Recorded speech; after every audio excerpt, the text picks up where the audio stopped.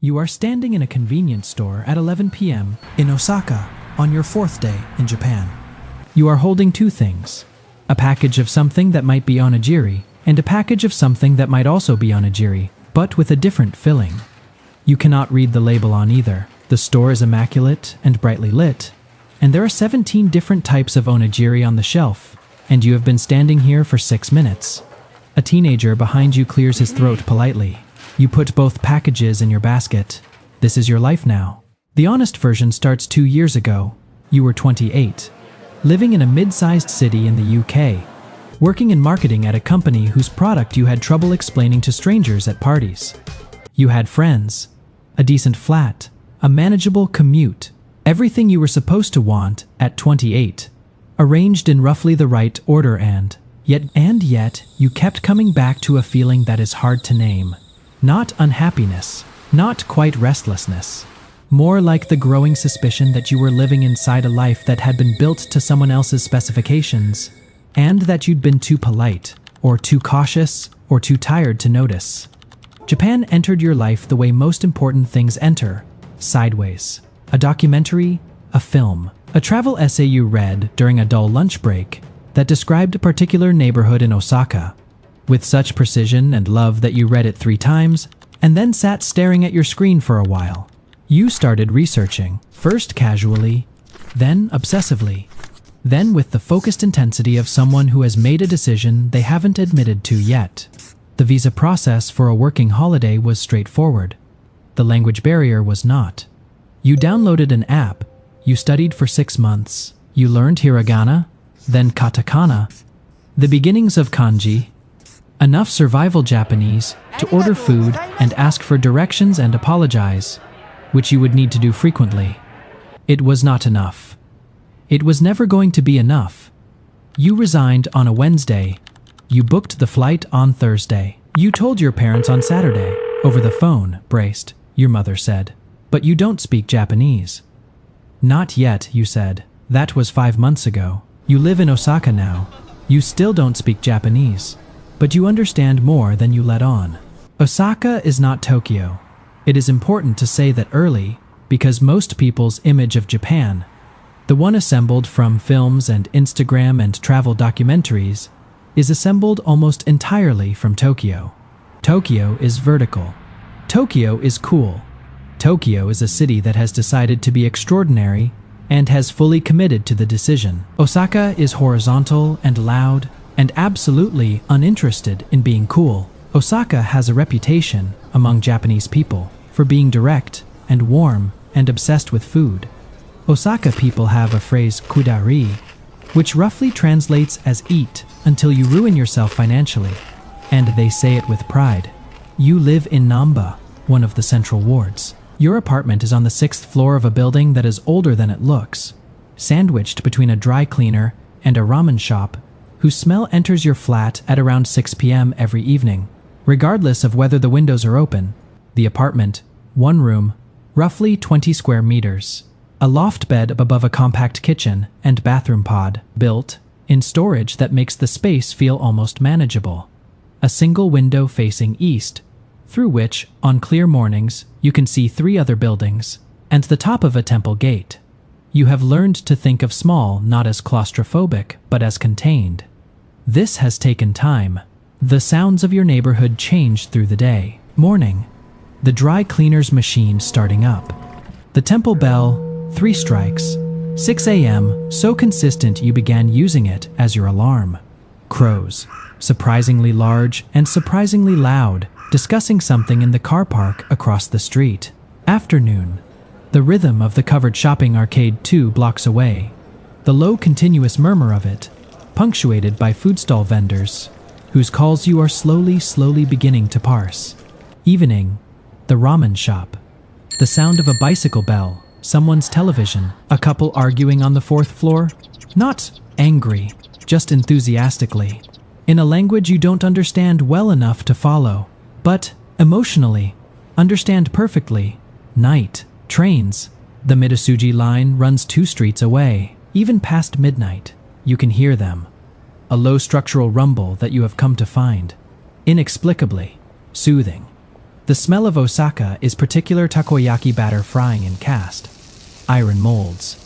The sharp green scent of yuzu peeling in the market. Cigarette smoke at the outside seating of izakayas.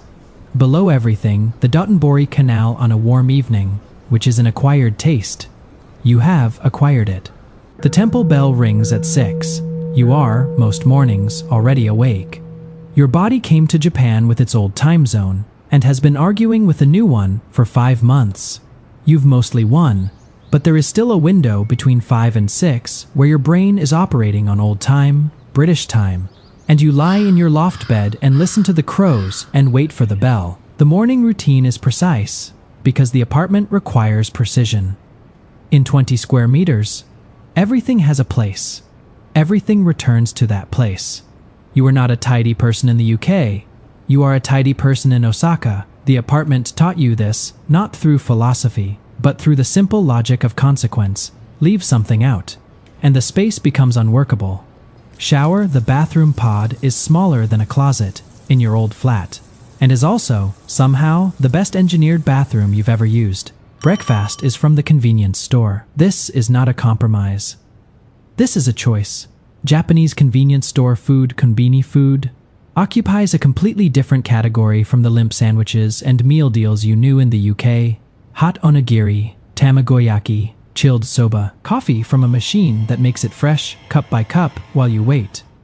You eat standing at the high counter along the konbini window, watching the street wake up. An elderly man in a tracksuit is doing slow, deliberate stretches on the pavement outside. A school child passes, enormous backpack, white shirt, stopping to bow slightly to a neighbor. 2 salarymen in identical dark suits walk in step without apparently having arranged to. You watch all of this with the focused attention of someone who is still learning how this world works.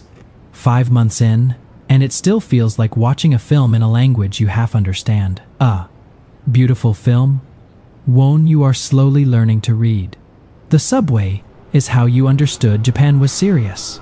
Not the technology, not the architecture. The subway, the train arrives at 8:17. You know this, because it arrives at 8:17 every morning. Not approximately, exactly. To the minute consistently, in a way that initially seemed like a statistical anomaly, and now seems simply like the baseline expectation of a functioning society. The carriage is full, but not chaotic. People stand at precise intervals. Bags go on laps or in the overhead rack. Phones are on silent. You see hundreds of people scrolling, and not one notification sound. Conversations, when they happen, are conducted in the particular low register that Japanese people call luchi, the register for in-between spaces, public but quiet, present but not intrusive. You stand, holding the rail, and look at the faces around you. You do this a lot, not obtrusively. You are aware, as a foreigner here, of being looked at and of looking. There is an etiquette to this that you are still calibrating. Direct eye contact means something different here. Staring is rude everywhere, but the nature of noticeable rude is different in Osaka than in the UK. What you notice mostly is the tiredness. Not in a sad way, in a specific way. The tiredness of people who work very hard for a long time and have absorbed that tiredness into their bodies so completely, it no longer registers as exceptional. The train delivers you to Shinsaibashi in 7 minutes.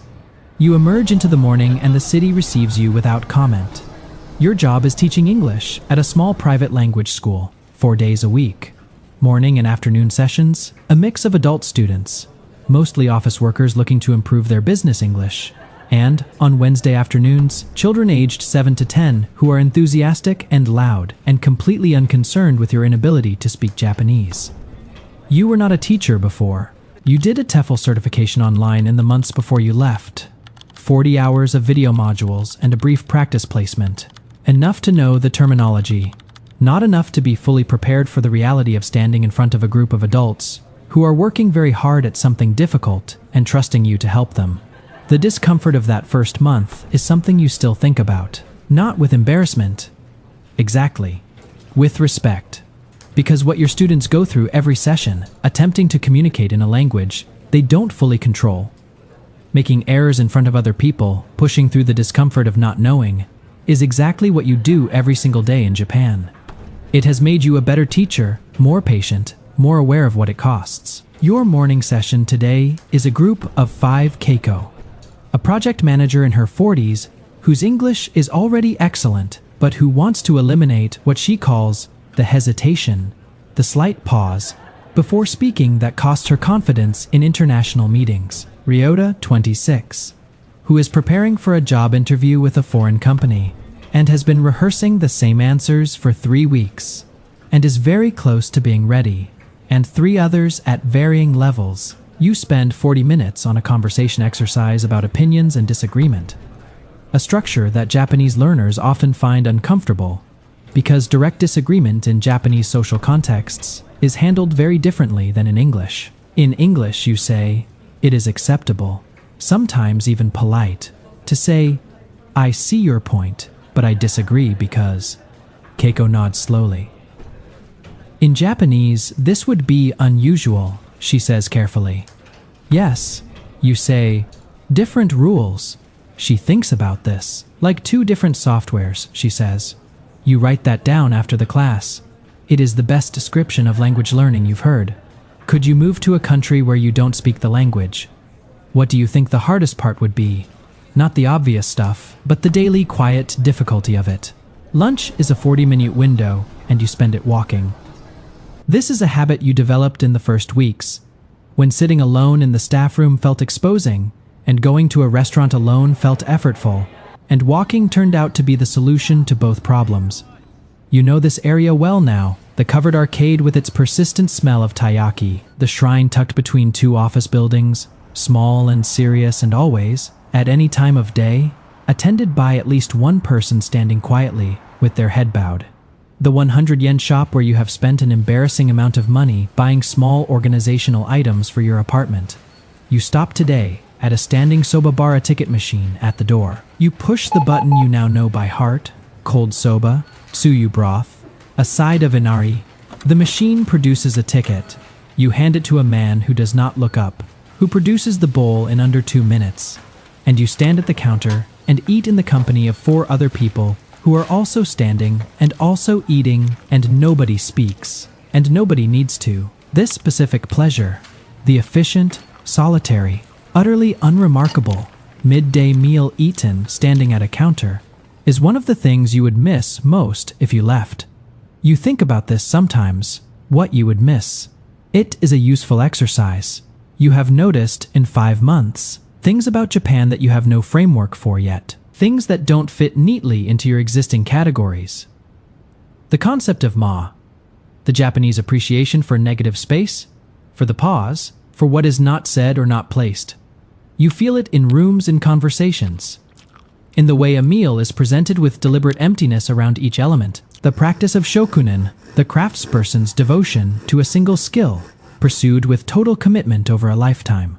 The ramen chef who has made the same broth every day for 30 years. The knife sharpener who studied his craft for a decade before touching a customer's blade. These are not concepts you can absorb quickly. They require slow looking. You are a slow looker now. You didn't used to be. Wednesday afternoons are the children, 6 of them, ages 7 to 10, in a room with low tables and primary, colored chairs, and a whiteboard covered in drawings of animals, with English labels. The children do not care that you don't speak Japanese. The children, in fact, seem to find this hilarious. There is a boy named Haruki, who within the first week understood that he could teach you Japanese words and watch you attempt them, and has been doing this every session, since with the focused glee of a 7-year-old who has found a very entertaining toy. Tode, he teaches you the word for confused, kanwaku shaitairu. You repeat it back with your foreigner accent. All 6 children fall about. You use it anyway. After class, you stay for an hour and study. Your Japanese lessons are 3 times a week at a community center near the school. A class run by a retired teacher named Tanaka Sensei, who is 73 and extremely demanding, and who marks every single error in red and hands the corrected page back without comment, which is somehow more motivating than praise would be. Your Japanese is improving, not quickly. Japanese is not a language that rewards impatience. 3 writing systems, thousands of characters, politeness levels that entirely restructure the grammar depending on who you are speaking to. But you can now navigate most daily situations. Read a menu, follow a conversation if it moves slowly enough. Make a joke, sometimes that lands. That last one took 4 months. A joke landing in a second language is one of the most quietly extraordinary feelings you have ever had. There are days when the distance is physical, not metaphorical, actual physical. A weight in your chest that corresponds precisely to the 9,000 kilometers between you and your mother's kitchen. You video call home on Sundays. The time difference is 8 hours. Your Sunday evening is their Sunday morning. Your mother makes tea in frame. Your father appears briefly, waves, disappears. Your sister, who is 25 and has not left your hometown and seems entirely content with this, asks if you are eating properly. You tell her about the konbini, she says. But is it real food? You have given up explaining. There is also the matter of belonging. Japan has a word for this too. Actually, Japan has several. You are a gaijin here, an outsider, a foreigner. The word is not usually malicious. It is simply descriptive, but it carries a weight that accumulates. Some days it is neutral. The extra moment of patience from the cashier who sees you struggling, the person on the train who notices your confusion and quietly points you toward the right exit. Other days it is heavier. The conversation at the school's staff party that moves too fast for you to follow, and the particular loneliness of sitting in a room full of people laughing at something you can't quite catch. The landlord interaction that took 45 minutes and 3 translation apps and left everyone exhausted. The slow realization that you will never fully belong here, and the slower realization that belonging was perhaps never the right goal. That is something to sit with. Have you ever been somewhere and felt completely outside of it? Not unwelcome, just not quite in. How did you handle that feeling? Wednesday evenings you allow yourself to wander, no destination, no purpose. Just the city. Osaka at night is something different from Osaka in the day. The neon arrives. Dotonbori lights up in a way that stops being overwhelming around month 2 and starts being simply beautiful. The reflections of it in the canal, the blur and color of it through crowds of people. You walk through the covered arcades, where the food stalls are at their most alive, takoyaki in paper boats, kushikatsu, skewered, battered, deep-fried things, emerging from oil on long bamboo spears. A man making fresh candy sculptures with a speed and precision that draws a small crowd. You stop for a beer at a standing bar, a small space, 6 people maximum, facing a counter, a television on the wall showing baseball. The man next to you sees you watching the baseball and says something you don't fully catch. You catch enough. Tigers. You try. He lights up. The Hanshin Tigers are Osaka's baseball team, and Osaka's relationship with them is the kind of devoted, slightly unhinged love that cities reserve for the things that define them. You spend 30 minutes in this bar watching baseball, with a man whose name you never learn, nodding at the right moments, celebrating the right things, and leaving having had your first genuine, unplanned conversation in Japanese. It was mostly gestures and the word tigers. It was one of the best conversations you've had here.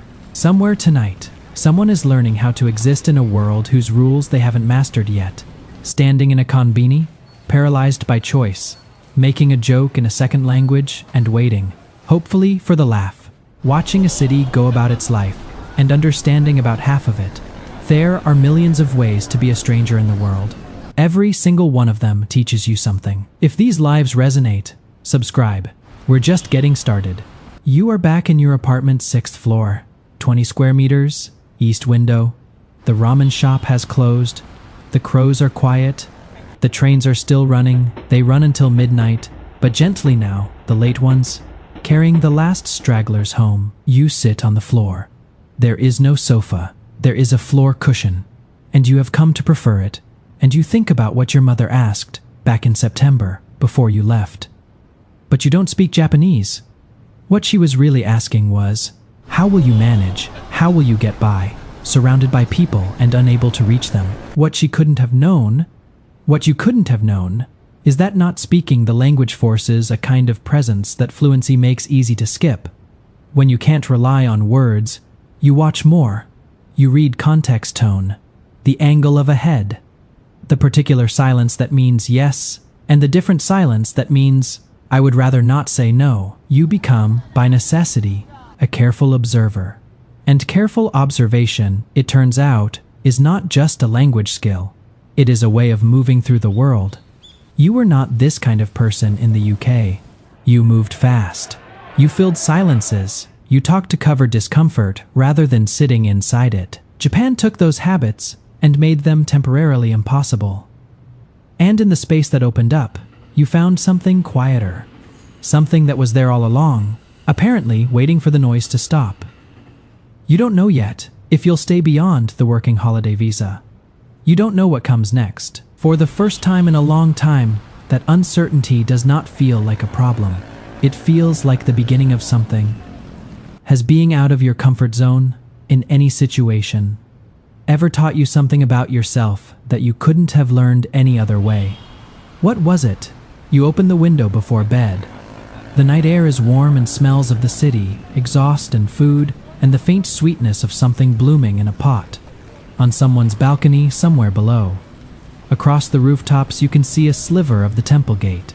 It is lit from below, ancient and quiet and entirely indifferent to you in the best possible way. Tomorrow the temple bell will ring at 6. The crows will begin their argument. The dry cleaner will start its machine. You will eat standing at the konbini window. The train will arrive at 8:17. Keiko will work on her hesitation. Haruki will try to make you say something embarrassing. You will walk through the arcade at lunch and stop at the shrine and stand for a moment. The way you have started doing for reasons you haven't fully examined. And in the evening, you will sit on your floor cushion in your 6th-floor apartment and look at your third best view, which is actually extraordinary. And you will think, I live here now. Not perfectly, not fluently, but here, you live here now.